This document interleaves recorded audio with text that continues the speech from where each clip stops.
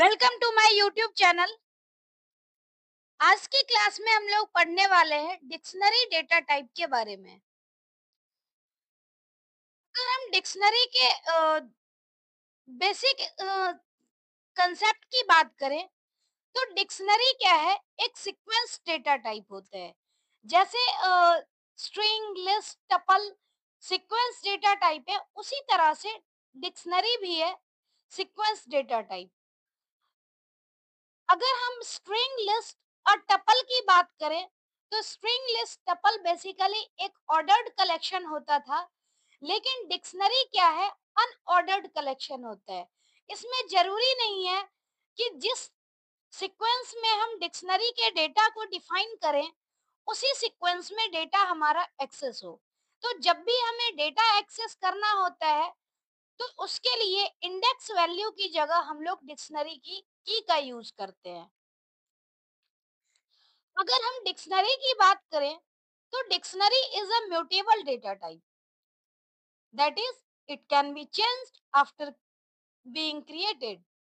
मतलब क्या है कि जब हम लोग डिक्शनरी को क्रिएट करते हैं तो उसकी वैल्यू क्रिएशन के बाद भी चेंज हो सकती है। डिक्शनरी को हम करली ब्रेसेस का यूज करके डिनोट करते हैं। मतलब कभी भी हम डिक्शनरी रिप्रेजेंट करना चाहेंगे तो उसके लिए करली ब्रेसेस हम लोग यूज करते हैं। नेक्स्ट क्या है, जो डिक्शनरी है उसमें डेटा हमेशा की वैल्यू पेयर में होता है। की वैल्यू पेयर यानी चूंकि अनऑर्डर्ड है तो अनऑर्डर्ड में कुछ ऐसा होना चाहिए जिससे हम लोग वैल्यू को इजिली आइडेंटिफाई कर सके। तो यहाँ पर की का कंसेप्ट है, डेटा कभी भी जो स्टोर होगा वो की वैल्यू पेयर में स्टोर होगा। और जो डिक्शनरी की होती है वो हमेशा यूनिक होती है। डिक्शनरी की को हम डुप्लीकेट नहीं बना सकते हैं, मतलब मल्टीपल वैल्यू से एसोसिएटेड नहीं हो सकता है सिंगल की। जैसे एक की है तो एक की में एक वैल्यू हमारे पास यहाँ पर रिप्रेजेंट करना होगा। हाँ, मल्टीपल की सेम वैल्यू हो सकती है, ये पॉसिबल है, लेकिन एक ही की में अलग अलग तरह की वैल्यू नहीं हो सकती है। की ऑफ डिक्शनरी आर यूनिक। अगर डिक्शनरी को डिफाइन करना चाहें तो कुछ इस तरह से हम लोग डिफाइन कर सकते हैं। जैसे यहाँ पर हमने लिया है डिक्शनरी के लिए डी। डी बेसिकली यहाँ पर एक वेरिएबल हो गया। हम डिक्शनरी को डिफाइन करने के लिए यहाँ पर की वैल्यू पेयर का यूज कर रहे हैं।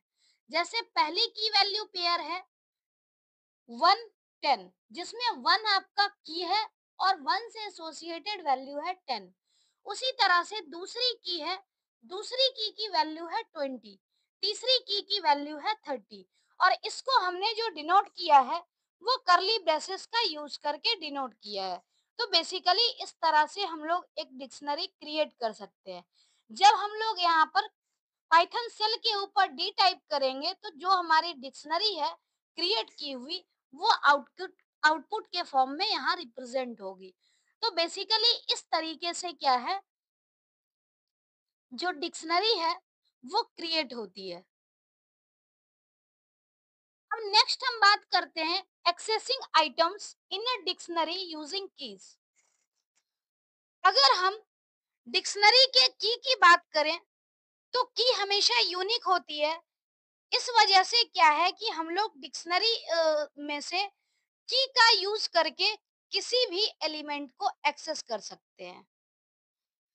जैसे अगर यहाँ पर बात की जाए कि हमने यहाँ पर किया है 1, ये बेसिकली 1 नहीं, ये D1 होगा। मतलब डी की हम लोग वैल्यू यहाँ पर लिखेंगे D1, यानी डिक्शनरी में से 1 इंडेक्स पे 1 की पे क्या वैल्यू है। तो 1 की पे जो वैल्यू है 10, तो 10 यहाँ से रिप्रेजेंट हो जाएगा। इसी तरह हम D2 की बात करेंगे। D2 यानी 2 से एसोसिएटेड वैल्यू 20 है, तो 20 यहाँ पर रिप्रेजेंट हो जाएगी। तो बेसिकली इस तरह से क्या है, हम लोग डिक्शनरी के हर एक एलिमेंट को एक्सेस कर सकते हैं। डिक्शनरी का नाम लिखेंगे और की का नाम स्क्वायर ब्रैकेट में हमें लिखना होगा। तो इस तरीके से हम डिक्शनरी की वैल्यू को एक्सेस कर सकते हैं। नेक्स्ट बात आती है, if the key is duplicated at the time of dictionary creation, then the value assigned at the last will be stored in the key। मतलब कई बार ऐसा होता है कि डिक्शनरी हम क्रिएट करते हैं और क्रिएट करने टाइम पर ही मल्टीपल की के साथ हम लोग जैसे की हमारी यूनिक नहीं होती है, एक ही की के साथ मल्टीपल वैल्यू असाइन कर देते हैं। जैसे एक एग्जांपल यहाँ दिया हुआ है, डिक्शनरी है, ए के साथ एसोसिएटेड है 10, 2 के साथ 20, 3 के साथ 30। फिर दोबारा से क्या हो गया, ए के साथ 40 असाइन हो गया और 4 के साथ 50। तो यहाँ पर हम देख पा रहे होंगे कि एक जो 1 है वो यहाँ पर है की और इसके साथ 10 वैल्यू एसोसिएटेड है।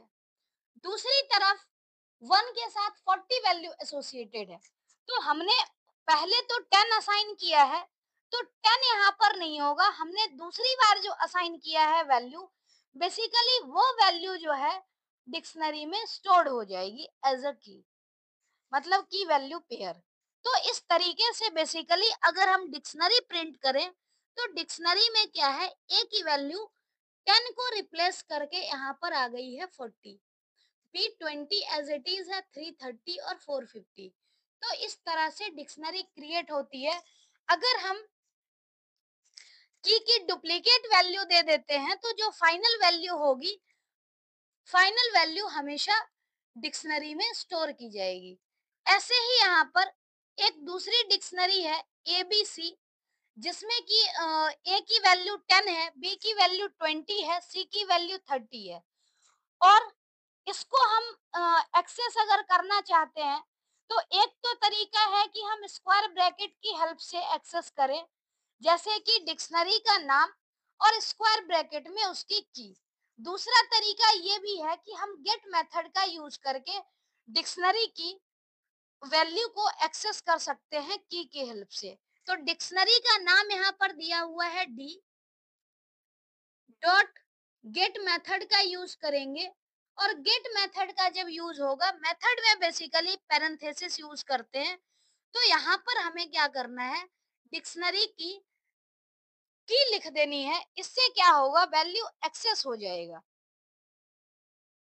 तो ए पोजीशन पे मतलब ए की से एसोसिएटेड वैल्यू यहाँ पर 10 है, तो इस तरह से 10 प्रिंट हो रहा है। तो बेसिकली जो है, हम लोग किसी भी डिक्शनरी में की वैल्यू पेयर दे रखी होती है और उसमें की का यूज करके हम लोग किसी भी एलिमेंट को एक्सेस कर सकते हैं। नेक्स्ट है म्यूटेबिलिटी। म्यूटेबिलिटी का मतलब है कि जो की वैल्यू है वो अपडेट हो सकती है या फिर नहीं। तो इसका मतलब क्या है, जो की वैल्यू है, की तो हमेशा ही यूनिक होती है। जिस टाइम में हम लोग क्रिएट करते हैं उस टाइम पे वैल्यू यूनिक डिफाइन की जाती है। और जो उसकी वैल्यू है डिक्शनरी की, मतलब की से एसोसिएटेड जो वैल्यू है उसको हम लोग चेंज कर सकते हैं। जैसे यहाँ पर एग्जांपल दिया हुआ है, डिक्शनरी है A10, B20 और C30। अब अगर हम चाहते हैं कि ए की वैल्यू 10 से 15 हो जाए, तो क्या ऐसा पॉसिबल है? हाँ, बिल्कुल पॉसिबल है, क्योंकि डिक्शनरी जो है वो एक म्यूटेबल डेटा टाइप है। अब हमने जैसे डिक्शनरी में ए एलिमेंट से एक्सेस किया है, अब इस ए वाली इंडेक्स की जगह ए वाले जो की है इसकी जगह हमने 15 असाइन कर दिया। तो नई डिक्शनरी जो प्रिंट हो रही है वो हो रही है A15, B20 और C30। तो इस तरह से हम लोग डिक्शनरी की वैल्यू को चेंज कर सकते हैं। Adding a new item in a dictionary. Adding an item to dictionary is done by using new index key and assigning a value to it। Simple सी बात है कि अगर कोई डिक्शनरी एग्जिस्ट करती है तो डिक्शनरी एग्जिस्ट जो कर रही है उसमें अगर हमें कोई नया वैल्यू ऐड करना हो तो सिंपली हम लोग जैसे क्या करते हैं, किसी भी वैल्यू को असाइन करते हैं, सेम उसी तरीके से हम लोग नई वैल्यू को ऐड भी कर सकते हैं। अगर इसमें बेसिकली लॉजिक क्या होता है कि अगर किसी डिक्शनरी में कोई की पहले से एसोसिएटेड है तो उसकी वैल्यू अपडेट हो जाती है अगर हम नई वैल्यू असाइन करते हैं तो। और अगर वो की एग्जिस्ट नहीं करती है तो वो की वैल्यू पेयर डिक्शनरी के लास्ट में ऐड हो जाती है। जैसे यहाँ पर हम लोग ध्यान से देखें तो डिक्शनरी सेम यूज किया हुआ है 110 B20 330 वाली। हमने डिक्शनरी को यहाँ प्रिंट किया तो यहाँ पर 4 जो है डिक्शनरी में 4 की अवेलेबल नहीं है। तो हमने क्या किया, डिक्शनरी में 4 की और की से एसोसिएटेड वैल्यू डाल दी 40। तो यहाँ पर नई डिक्शनरी में 440 वैल्यू पेयर जो है की वैल्यू पेयर वो ऐड हो गई। तो बेसिकली कंसेप्ट यही कहता है कि अगर एग्जिस्टिंग की है तो की वैल्यू अपडेट होगी और की एग्जिस्ट नहीं करता है तो वैल्यू जो है वो लास्ट में ऐड हो जाएगी। तो इस तरह से हम कोई आइटम को डिक्शनरी में ऐड कर सकते हैं। नेक्स्ट है ट्रैवर्सिंग अ डिक्शनरी। अगर डिक्शनरी ट्रैवर्स करने की बात हो तो जैसे हम लोग लूप का यूज करके डिक्शनरी को ट्रैवर्स करते हैं तो सेम प्रोसेस यहाँ पर भी है डिक्शनरी को ट्रैवर्स करने का। बेसिकली यहाँ पर क्या है कि हम लोग की और वैल्यू का यूज करके डिक्शनरी को ट्रैवर्स करते हैं। आइदर की हेल्प से हम लोग ट्रैवर्स करेंगे या फिर वैल्यू की हेल्प से। यहाँ पर क्या है कि अगर हम लोग लूपिंग का यूज करते हैं डिक्शनरी में तो रिटर्न करता है वैल्यू की value, but there are methods to return value as well. मतलब जब हम लोग लूपिंग की बात करेंगे तो लूपिंग की हेल्प से हम लोग ट्रैवर्स जो कर सकते हैं, की को ट्रैवर्स कर सकते हैं और साथ ही वैल्यू को भी ट्रैवर्स कर सकते हैं। तो सबसे पहले हम लोग देखते हैं कि की फंक्शन का यूज कैसे कर रहे हैं। It returns the key of the dictionary as a list. हमारे पास डिक्शनरी दी गई है 110 B20 220 और 330। अगर हम इसमें डिक्शनरी में की फंक्शन यूज करें तो क्या होगा, डिक्शनरी की एक लिस्ट के फॉर्म में रिटर्न हो जाएगी। बेसिकली डिक्शनरी की प्रिंट हो जाएगी क्योंकि यहाँ पर हमने फंक्शन जो यूज किया है वो किया है डिक्शनरी डॉट कीज। तो इस तरह से डिक्शनरी की प्रिंट हो जाएगी। अब अगर हम लोग ये देखते हैं कि मतलब एक एक करके डिक्शनरी की को ट्रैवर्स करें तो उसके लिए यहाँ पर हमारे पास क्या है, फॉर लूप यूज किया हुआ है और for loop for I in D dot keys. D dot keys basically dictionary की को हम एक्सेस कर रहे हैं इस केस में। तो पहले बार में 1 एक्सेस हो रहा है, दूसरी बार में 2, तीसरी बार में 3। तो इस तरह से डिक्शनरी की हम की को ट्रैवर्स कर रहे हैं। अगर हमें वैल्यू को ट्रैवर्स करना होगा तो सेम तरीके से हम डिक्शनरी की वैल्यू को भी ट्रैवर्स कर सकते हैं। उसके लिए हमें यूज करना होगा वैल्यू फंक्शन। वैल्यूज यानी डी डॉट वैल्यूज क्या करेगा, जो वैल्यूज की लिस्ट है वो वैल्यूज की लिस्ट रिटर्न करेगी। और इस केस में अगर हम वैल्यूज को ट्रैवर्स करते हैं तो हमारे पास जो फॉर लूप यूज होगा वो कुछ इस तरह से यूज होगा, for I in D dot values. यानी डी डॉट वैल्यूज से क्या होगा कि डिक्शनरी की वैल्यू एक एक करके ट्रैवर्स होगी और आउटपुट में फर्स्ट टाइम में इसकी वैल्यू 10 है तो 10 प्रिंट होगा, उसके बाद 20, उसके बाद 30। फिर हमारे पास कोई भी वैल्यू बचता ही नहीं है। तो इस तरह से सारी वैल्यू ट्रैवर्स हो जाएगी। तीसरा तरीका क्या है डिक्शनरी के आइटम को ट्रैवर्स करने का। और जो हम डिक्शनरी के आइटम को ट्रैवर्स करते हैं, तो बेसिकली डिक्शनरी का आइटम जो ट्रैवर्स होता है वो एक टपल के रूप में, मतलब लिस्ट के इनसाइड एक टपल के रूप में सारे डेटा आइटम्स का पेयर एक्सेस होता है। तो अगर हम डी डॉट आइटम्स की बात करें, तो बेसिकली आइटम्स फंक्शन क्या करता है, एक लिस्ट रिटर्न करती है टपल के फॉर्म में। मतलब क्या है कि इस टपल में आप ध्यान से देखें तो एक टपल के अंदर क्या है, एक की है और उसकी एसोसिएटिव वैल्यू है। दूसरी टपल है, इसके अंदर भी इसकी की है और एसोसिएटेड वैल्यू है। तो बेसिकली इस तरीके से क्या है कि जो एक टपल के रूप में एक्सेस हो रही है लिस्ट के फॉर्म में, जिसमें की वैल्यू का टपल बन रहा है और पूरा टपल मिला करके एक लिस्ट रिटर्न हो रही है। तो कहने का मतलब चाहे कीज हो या फिर वैल्यूज हो या फिर आइटम्स हो, तीनों ही फंक्शन क्या करता है, लिस्ट रिटर्न करता है। अगर हम बात करें वैल्यूज और की, तो सिंपली सिंगल सिंगल आइटम है तो ये एक्सेस होता है अलोन। अगर हम आइटम्स की बात करें तो टपल के फॉर्म में रिटर्न हो रहा है। अब इसको एक एक करके हम लोग ट्रैवर्स करते हैं फॉर लूप की हेल्प से, for I in D dot items, तो क्या होगा, फर्स्ट इटरेशन में 110 एक्सेस होगा, मतलब ये टपल के फॉर्म में, क्योंकि हमने डी डॉट आइटम्स लिखे हैं यानी डिक्शनरी का आइटम। तो की वैल्यू पेयर में डिक्शनरी का आइटम रिटर्न होगा। सेकंड में क्या होगा, 220 का पेयर रिटर्न होगा और थर्ड में 330 का पेयर रिटर्न होगा। तो इस तरह से बेसिकली हम लोग किसी भी डिक्शनरी में चाहे वो वैल्यूज को एक्सेस कर सकते हैं, कीज को एक्सेस कर सकते हैं या फिर की वैल्यू पेयर को एक्सेस कर सकते हैं। तीनों तरीके से डिक्शनरी में हम किसी भी आइटम को ट्रैवर्स कर सकते हैं। अब आता है बिल्ट इन फंक्शन। जैसे हर एक डेटा टाइप में बिल्ट इन फंक्शन हमने पढ़ा है, उसी तरह से डिक्शनरी में भी कुछ बिल्ट इन फंक्शन है और इसकी भी जो वर्किंग है वो ऑलमोस्ट सेम है, कुछ भी डिफरेंट नहीं है।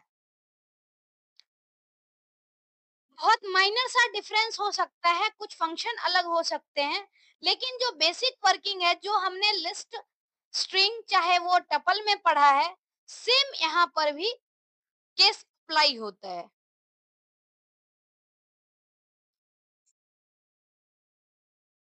अगर हम बात करें बिल्ट इन फंक्शन की, तो बिल्ट इन फंक्शन सबसे पहला फंक्शन है लेन। लेन फंक्शन बेसिकली क्या करता है, नंबर ऑफ कीज रिटर्न करता है। यहाँ पर हम अगर लिखते हैं लेन और डी, तो इसकी की काउंट होगी 1 2 3। तो इसका जो है बेसिकली जितने की होते हैं उससे रिलेटेड हमारे पास उतनी वैल्यूज होती है, तो इसका आउटपुट 3 आएगा। तो बेसिकली इस तरीके से लेन फंक्शन काम करता है। नेक्स्ट अगर हम फंक्शन की बात करें, तो नेक्स्ट फंक्शन है डिक्ट। जैसे लिस्ट फंक्शन यूज होता है किसी भी डेटा से लिस्ट बनाने में यूज होता है, टपल फंक्शन टपल जनरेट करता है, इसी तरह से डिक्ट फंक्शन डिक्शनरी क्रिएट करने के लिए काम आता है। इसमें हम लोग बेसिकली डिक्शनरी क्रिएट करने टाइम में डिक्ट फंक्शन को क्या करते हैं, की को इक्वल टू लिखते हैं, कॉलन नहीं लिखते बेसिकली। जैसे नेम को हमने असाइन कर दिया वैल्यू, ऐसे ही एज को वैल्यू असाइन कर दिया, कंट्री को वैल्यू असाइन कर दिया, मतलब हर एक की को हमने वैल्यू असाइन कर दी है। तो ये डिक्ट फंक्शन क्या है कि इस वैल्यू को डिक्शनरी में कन्वर्ट कर देता है। तो बेसिकली इस तरह से डिक्ट फंक्शन एक डिक्शनरी क्रिएट करने में काम आता है। नेक्स्ट अगर हम बात करें यहाँ पर गेट फंक्शन की, तो गेट फंक्शन बेसिकली क्या करता है, की से एसोसिएटेड वैल्यू को रिटर्न करता है। की से एसोसिएटेड वैल्यू कैसे होगी, तो जैसे हमने यहाँ पर क्या किया है, गेट फंक्शन यूज किया डी डॉट गेट, तो डी डॉट गेट में क्या हो रहा है, गेट में हमने लिखा है 1, यानी जो की है 1, 1 से एसोसिएटेड क्या वैल्यू है, ये वैल्यू यहाँ पर रिटर्न हो रहा है। मतलब अगर हमने गेट 1 किया तो 1 जो की है उसके एसोसिएटेड वैल्यू है 10, तो 10 यहाँ पर प्रिंट हो रहा है। ऐसे ही डी डॉट गेट 3, तो 3 से एसोसिएटेड जो वैल्यू है वो रिटर्न हो रहा है, यानी कि 30 रिटर्न होगा इस केस में, क्योंकि 30 से एसोसिएटेड जो 3 से एसोसिएटेड वैल्यू जो है वो है बेसिकली 30। तो इस तरह से गेट फंक्शन काम करता है। नेक्स्ट है अपडेट। अपडेट फंक्शन क्या करता है कि जब कभी भी हम लोग किसी भी डिक्शनरी में वैल्यू को अपडेट करना चाहते हैं तो डिक्शनरी की वैल्यू को अपडेट करता है। बेसिकली अपडेट फंक्शन क्या करता है कि एक डिक्शनरी को दूसरी डिक्शनरी के साथ मर्ज कर देता है। जैसे अगर हम बात करें कि एक डिक्शनरी है जिसकी वैल्यू है 1, 10 और 20, 1, 10, 110, 220, 330, तो इसमें हम कोई नया वैल्यू ऐड करें, नया वैल्यू भी हमें डिक्शनरी के फॉर्म में ही देना होगा, और नई वैल्यू ऐड करने के बाद अपडेट करके डिक्शनरी की वैल्यू जो आ रही है वो उसमें 440 वैल्यू पेयर ऐड हो रही है। तो बेसिकली इस तरह से अपडेट फंक्शन काम करता है। और इनकेस अपडेट करने में हम कोई ऐसा की दे दें जो ऑलरेडी एग्जिस्ट कर रहा हो, तो उस केस में बेसिकली क्या होता है कि जो वैल्यू पेयर एग्जिस्ट कर रहा है उसके सिर्फ वैल्यू अपडेट हो जाती है की के कॉरस्पॉन्डिंग। अब यहाँ पर इसका एग्जांपल हम लोग देखते हैं तो शायद ज्यादा अच्छे से क्लियर हो। यहाँ दिया हुआ है डी डॉट अपडेट। हमारे पास जो डिक्शनरी है, अब फाइनल डिक्शनरी इस तरह से हो चुकी है 110, B20, 330 और 440, लेकिन हम अपडेट जो यूज कर रहे हैं उसमें ऑलरेडी की यूज कर रहे हैं 3, और जो कि हमारी डिक्शनरी में ऑलरेडी एग्जिस्ट कर रहा है। तो इस केस में क्या होगा, 3 के कॉरस्पॉन्डिंग वैल्यू हमारा है पहले 30, लेकिन हम लोग अपडेट करने में क्या कर रहे हैं 35 यूज कर रहे हैं, तो मतलब फाइनल रिजल्ट में 30 की जगह 35 आ जाएगा, और ये डिक्शनरी इस तरह से रिटर्न करेगी। मतलब एक 1, 10, बी से एसोसिएटेड है 20, 3 को 30 की जगह 35 से रिप्लेस कर देगा, और 440 ये इस तरह से बेसिकली एग्जिस्टिंग की को रिप्लेस कर देता है उसके नए वैल्यू से। एग्जिस्टिंग की जो रहती है उसकी वैल्यू चेंज हो जाती है अपडेट का यूज करने से। सेम यही चीज है कि दो वैल्यू जो है यहाँ पर दो डिक्शनरी बेसिकली मर्ज हो जा रही है अगर हम लोग अपडेट फंक्शन यूज कर रहे हैं।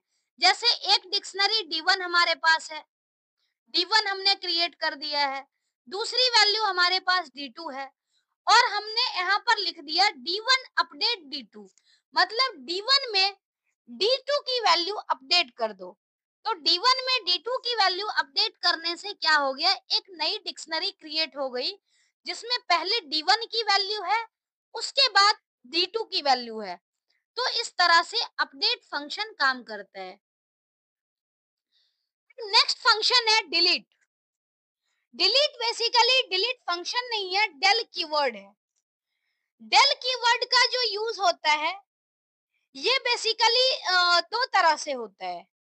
एक तो क्या है कि डेल कीवर्ड का यूज करके हम लोग किसी पार्टिकुलर की को मतलब की से एसोसिएटेड वैल्यू पेयर को डिलीट करें। दूसरा तरीका ये है कि हम पूरी की पूरी डिक्शनरी को डिलीट करें। तो जैसे जब हम लोग को स्पेसिफाइड वैल्यू डिलीट करनी हो तो उस केस में हम लोग क्या करते हैं, डिक्शनरी से संबंधित पार्टिकुलर की को हमें मेंशन करना होता है। जैसे डिक्शनरी यहाँ पर है 110, B20, 330। तो हमने डिक्शनरी प्रिंट किया है, सेम डिक्शनरी हमारी प्रिंट हो रही है। अब हमने लिख दिया है डेल D1।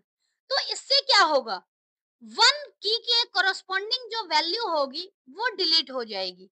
तो अगर हम दोबारा से डिक्शनरी प्रिंट करते हैं तो वन वैल्यू पेयर 110 वाली पेयर यहाँ पर नहीं है, 220 और 330 वाली पेयर है। इसका मतलब क्या है कि वन के कोरस्पॉन्डिंग जो वैल्यू थी वो की वैल्यू पेयर डिलीट हो चुकी है। तो इस तरह से हम लोग स्पेसिफाइड की वैल्यू पेयर को डिलीट कर सकते हैं। दूसरा क्या है कि अगर हमने लिख दिया डेल डी, तो इससे क्या है, हमने स्पेसिफाई नहीं किया, मतलब पूरी की पूरी डिक्शनरी इस केस में डिलीट हो रही है। और दोबारा से डिक्शनरी को जो हम प्रिंट कर रहे हैं तो यहाँ पर आ रहा है नेम एरर, मतलब कि जो डिक्शनरी है वो डिफाइंड है ही नहीं, यानी वो डिक्शनरी तो हमने डिलीट कर दी। तो बेसिकली डेल कीवर्ड दो तरीके से काम करता है। नेक्स्ट है clear function. Clear method is used to delete all the elements key value pair from dictionary. It does not delete the structure of the dictionary. Basically delete और clear में basic फर्क ये है कि जो डिलीट फंक्शन है वो पूरी की पूरी डिक्शनरी को डिलीट कर देता है, मतलब डिक्शनरी डिलीट हो चुकी रहती है और उसमें कोई वैल्यू एग्जिस्ट नहीं करती, ना ही स्ट्रक्चर एग्जिस्ट करता है। लेकिन क्लियर मेथड क्या करता है, सारे की वैल्यू पेयर को एक साथ डिलीट तो कर देता है लेकिन डिक्शनरी का स्ट्रक्चर डिलीट नहीं होता। मतलब दोबारा से हम लोग अगर डिक्शनरी देखना चाहें तो हमें एम्प्टी डिक्शनरी दिखेगी, मतलब उसके अंदर कोई एलिमेंट नहीं होगा लेकिन डिक्शनरी का स्ट्रक्चर एग्जिस्ट करेगा। तो इस केस में जैसे डिक्शनरी सेम एग्जांपल हमने लिया है और इसी डिक्शनरी को हम लोग लिख रहे हैं डी डॉट क्लियर।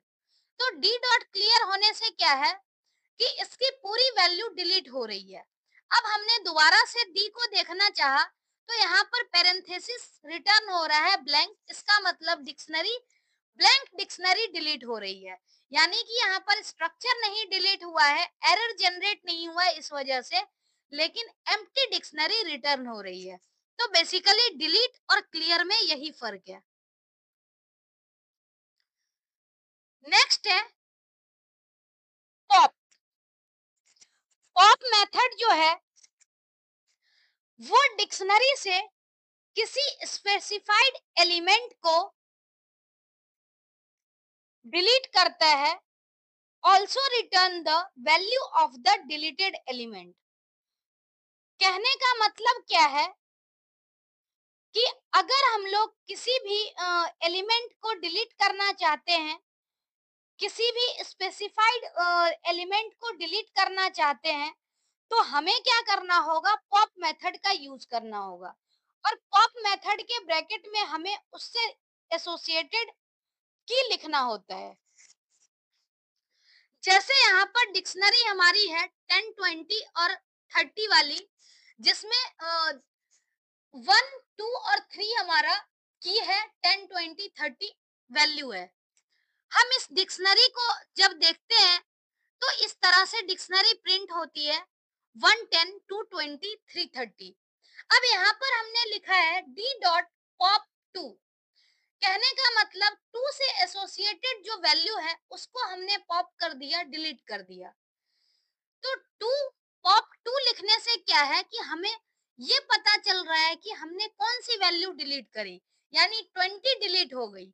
अब दोबारा से हम डिक्शनरी को देखेंगे तो 110 और 320 यहाँ पर एग्जिस्ट कर रहा है। तो बेसिकली इस तरह से पॉप मेथड जो है वो स्पेसिफाइड की हेल्प से किसी भी एलिमेंट को डिलीट कर देता है। नेक्स्ट है pop item. Pop item method basically क्या करता है, हमेशा डिक्शनरी के लास्ट एलिमेंट को ही डिलीट करता है और जिस एलिमेंट को डिलीट करेगा उसका की वैल्यू पेयर जो है वो रिटर्न होगा टपल के फॉर्म में। तो बेसिकली पॉप और पॉप आइटम में यही फर्क है कि पॉप में हम लोग इंडेक्स स्पेसिफाई करते हैं और पॉप आइटम में क्या होता है कि हमेशा लास्ट वैल्यू डिलीट होती है। जो पॉप है उसमें हम लोग की का नाम देते हैं, तो की से एसोसिएटेड वैल्यू आती है कि कौन सी वैल्यू को हम डिलीट कर रहे हैं।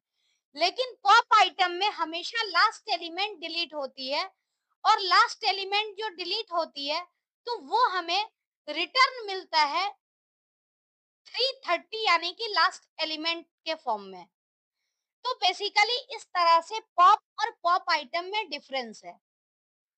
बेसिक सा डिफरेंस है, लेकिन हमें याद रखना होगा कि पॉप में हम लोग इंडेक्स स्पेसिफाई कर देते हैं। इस वजह से क्या है, स्पेसिफाइड इंडेक्स की वैल्यू पॉप होती है, डिलीट होती है, और वो वैल्यू हमें शो होता है कि हम लोग किसको रिमूव कर रहे हैं।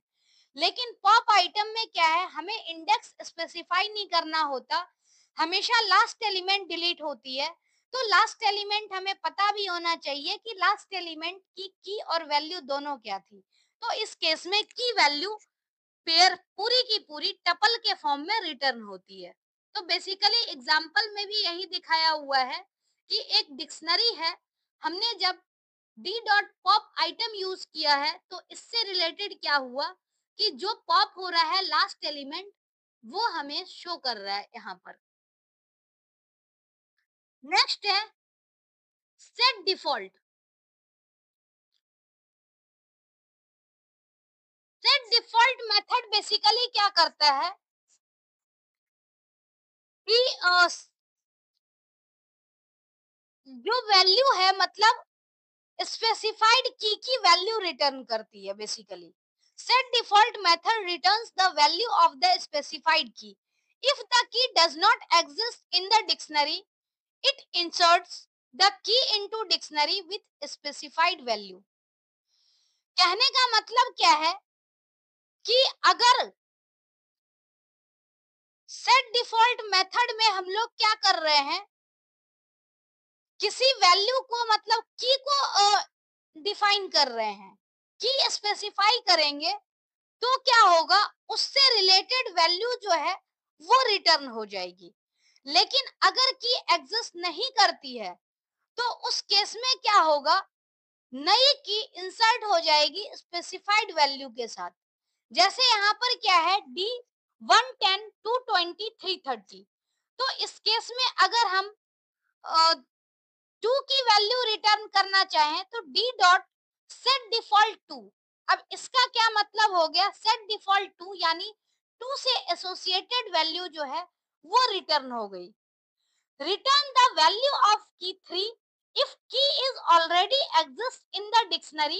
Second argument does not affect। इस केस में क्या है कि जैसे हमने सेट डिफॉल्ट कर दिया 350, तो 350 क्या है कि हमने सेट डिफॉल्ट यहाँ पर की डिफाइन नहीं किया है, की बजाय हमने की वैल्यू पेयर दोनों डिफाइन कर दिया है, और ये ऑलरेडी एग्जिस्ट कर रही है।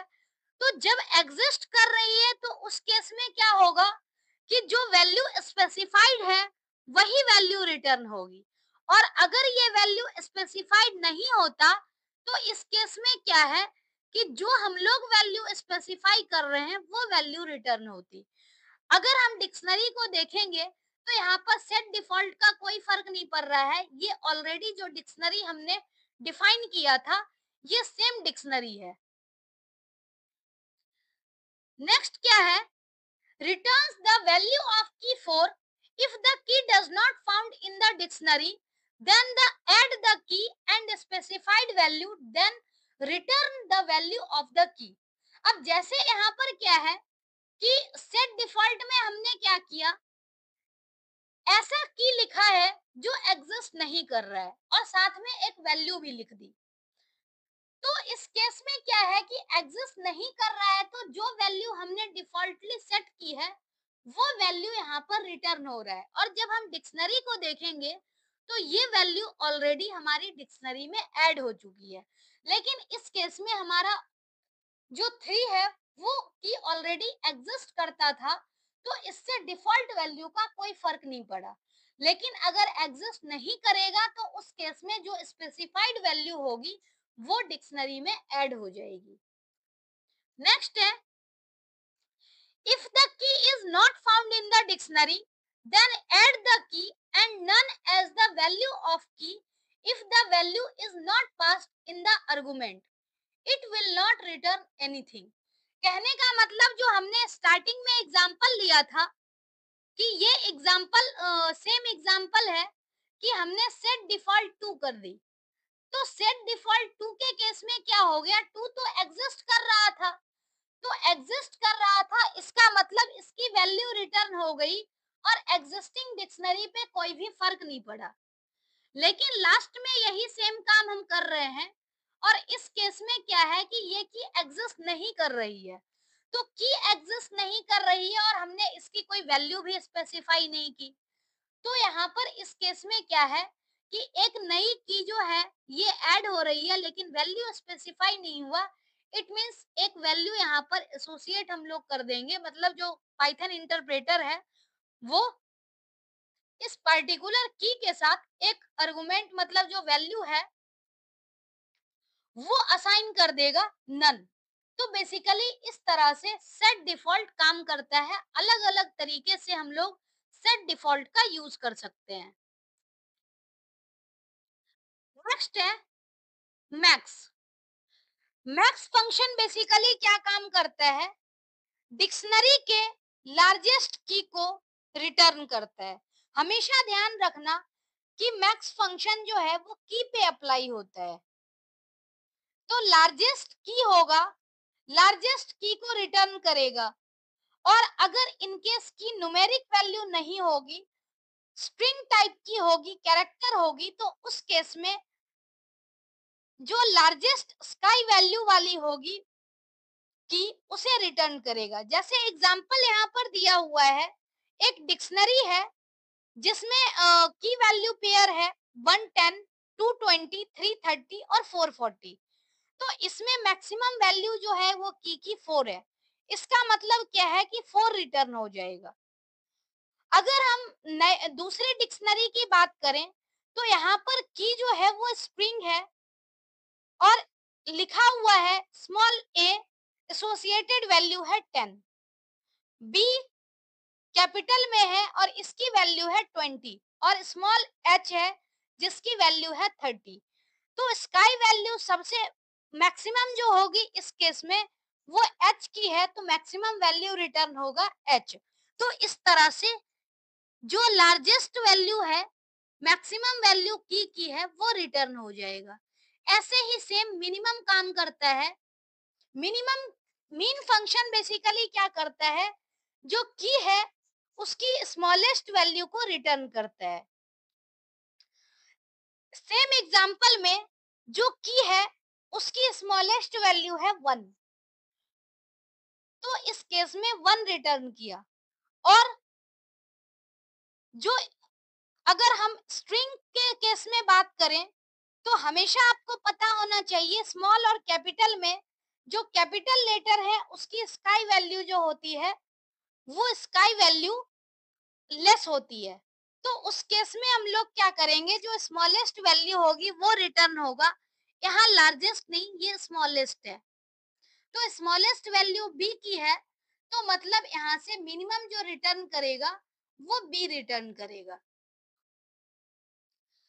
नेक्स्ट है from keys. From keys method basically क्या काम करता है, एक डिक्शनरी को क्रिएट एंड रिटर्न करता है। It is useful when we want to create a dictionary with multiple keys which have the same value।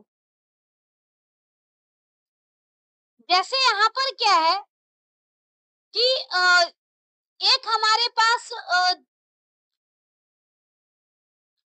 की दिया हुआ है ए, बी और सी। यानी फ्रॉम की बेसिकली क्या करता है, उस केस में एप्लीकेबल है जब हमारे पास नंबर ऑफ कीज है और सारे कीज को हमें सिमिलर वैल्यू असाइन करनी हो, तो उस केस में फ्रॉम कीज काम करता है। तो बेसिकली यहाँ पर अगर देखा जाए तो फ्रॉम की मेथड जो है वो बेसिकली एक डिक्शनरी क्रिएट करता है कुछ इस तरह से, डिक्ट डॉट फ्रॉम कीज, और ब्रैकेट में जो हम लोग आर्गुमेंट देंगे वो देंगे कीज वैल्यू। एक हमने की असाइन किया है के एबीसी टपल के फॉर्म में, वैल्यू हमने असाइन की है 10। अब इस की और वैल्यू से हमें क्या करना है, डिक्शनरी क्रिएट करनी है। तो डिक्ट डॉट फ्रॉम कीज, और फ्रॉम कीज में हमें की और वैल्यू दोनों यहाँ पर पास कर देनी है। तो इससे जो डिक्शनरी क्रिएट हो रहा है जिसमें सबकी वैल्यू जो है वो 10 है लेकिन सबकी की अलग अलग है, तो बेसिकली फ्रॉम की जो है वो इस तरह की डिक्शनरी क्रिएट करने में हेल्पफुल होता है जब हमारे पास कीज मल्टीपल हो लेकिन सारी कीज की वैल्यू सेम हो। नेक्स्ट है कॉपी। कॉपी मेथड बेसिकली क्या करता है, जो स्पेसिफाइड डिक्शनरी है उसकी कॉपी रिटर्न करता है। जैसे यहाँ पर एक डिक्शनरी बनाया हुआ है जिसकी वैल्यू है 110 टू 20।